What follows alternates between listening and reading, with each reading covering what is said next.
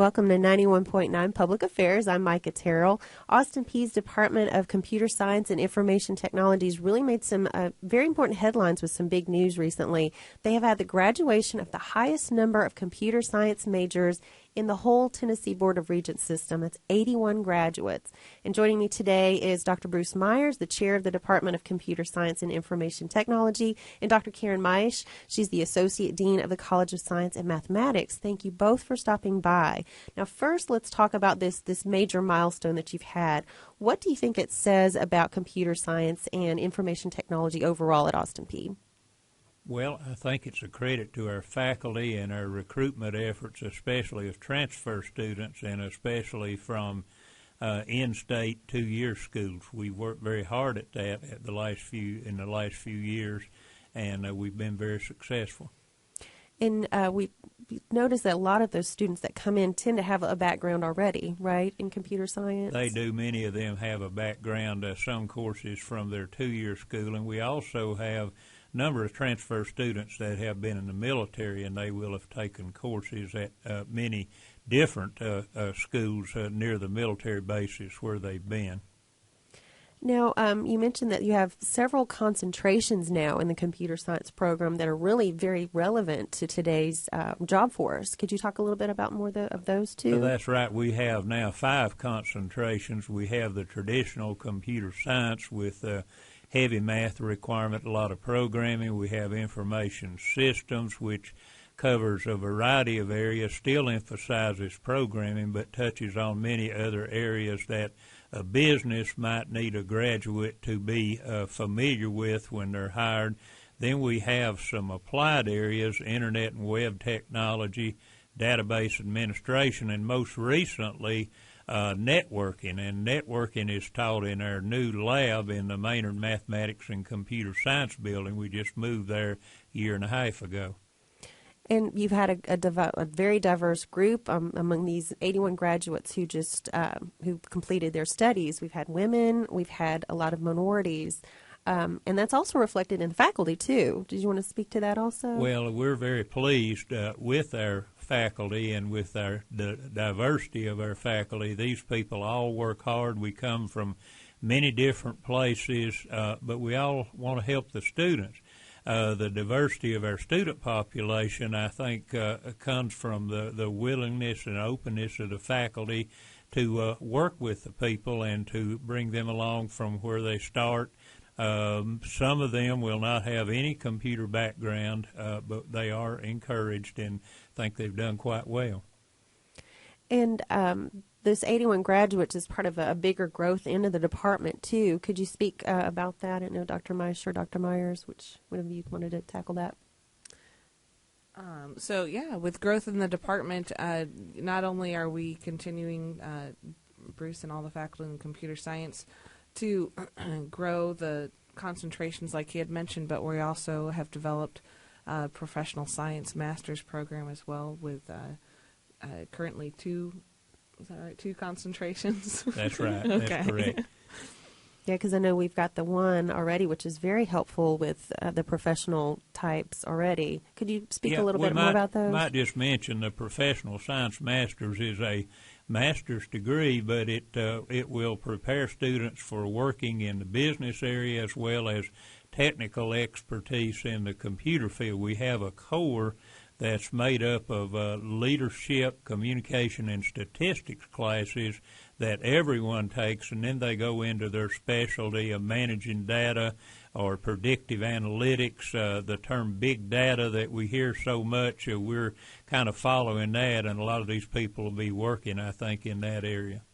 Definitely. And also it seems knowledge workers, people who are, dealing with a lot of data and processing it, it seems like multiple disciplines are also important too. Do you notice that in the fields in which you are as well? That's right. And our program, master's program, is open to those who may have a bachelor's degree in some other field. We have a couple of courses that they can take to come up to speed and enter our program. So we're reaching out to managers in any area where data is really important. Now, with the fields of computer science and information technology growing so much, I was doing a little research before y'all stopped by, and I saw just how many jobs there are out there. And of course this is evolving, how are you making sure that your faculty and students have all that new information at their fingertips? Well, things change all the time, and we hardly have a single semester when we don't modify one of our courses or develop a new one. There's descriptions for 7 new courses on my desk now that will be turned in next week. We all work very hard to stay current, and also we push aside some of the things that are no longer current as we go through this. It's one of the really great things that Dr. Myers and his faculty do in the department is they are very on top of what the students need, what's required of the students and the workplace, and really work to make sure that the students are getting exactly what they need. And I've noticed, too, that a lot of and then we were discussing prior before we started recording, how you have so many graduates you still keep touch with, and how that sort of helped you grow this program. Well, we think that's very important, and of course it's quite enjoyable to find out that someone is using what they were taught and doing well in their field. But we do have a lot of contact with our graduates, and they often pass the word to us about new openings in their companies, and we're able to place more people by doing that. And that's word of mouth and social media probably have helped, right? Social media helps a lot, yes. We're very much in contact. We use it for a good purpose, but we're in contact with a lot of our graduates. We have our own groups on Facebook and LinkedIn, as well as we are in contact by email and other ways. They also typically tend to come. We have a springtime STEM career night. And I believe Dr. Myers has several companies where students have gone and employers that come to help recruit our students for that STEM career night as well, and that we do in the spring. And I bet there are a lot of companies. Do you happen to recall any off the top, any companies local or national that might have taken part? There are some of these. There's a company called Community Health Systems. It has offices in the Franklin area, and I believe they have like 600 employees on site. This is a major development company, and they actually hire interns. They come here and they interview our students, and it's almost 100% placement. If they take a student as an intern, they'll probably hire them permanently. Of course, some of our local companies, too, hire graduates. The train company, Montgomery County Information Systems, Montgomery County School System, City of Clarksville. We have people in all those areas working. And I was going to say, all those areas have computers, and it seems like more and more and more businesses, as we mentioned, like in the medical field, they're increasingly becoming digitized. I was at the doctor just the other day and noticed how everybody's using iPads and that sort of thing instead of, pen and paper. So it seems like the trend is just for more need for this group of people. They do have a lot more need in the medical field. You might have heard of WebMD is another company that has hired several of our graduates that we know about. Definitely. Now, if high schoolers, I've noticed too, we have seen some computer classes, a few of those here and there, but nothing overall. How are you reaching out to those students to maybe get them attracted to the Austin Peay programs? Well, we do reach out to them through our AP days, and we collaborate with our Office of Admissions to contact these people.